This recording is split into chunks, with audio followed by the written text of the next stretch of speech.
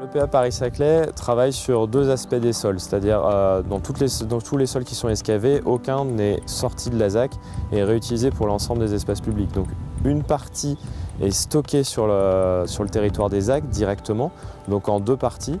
La partie sol plutôt fertile, donc les premiers mètres, et la partie sol stérile, donc les mètres plus profonds, tout ce qui est les sols plus profonds. On réutilise directement les terres fertiles pour faire des aménagements paysagers essentiellement et tout ce qui est terre stérile pour faire des structures de chaussée ou des structures de trottoir.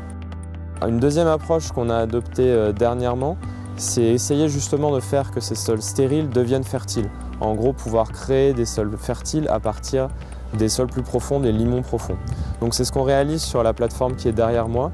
L'enrichissement de limons. Ce qu'on teste sur cette plateforme, c'est la capacité des limons stériles avec de la matière organique, en fait du compost tout simplement mélangé, la capacité qu'aura cette terre à devenir fertile et donc à engendrer la croissance des arbres que vous voyez derrière moi.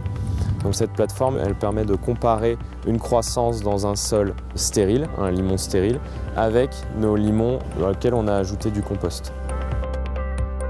Le but final de cette expérimentation, c'est à partir de tous les limons qu'on a extraits, qu'on a en grande quantité et qu'on aura sûrement en quantité surnuméraire par rapport à tous les espaces publics qu'on doit créer, ça sera de créer des terres fertiles qu'on pourra réutiliser pour autre chose.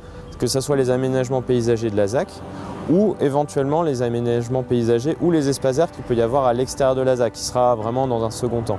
Vraiment, le premier temps, c'est d'avoir suffisamment de terres végétales, de terres fertiles pour pouvoir aménager nos ZAC.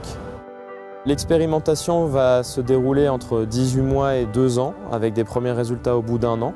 Donc sachant que ça a commencé là dernièrement, on peut compter vraiment 1 an à partir de maintenant, donc début d'été 2018, on aura des premiers résultats.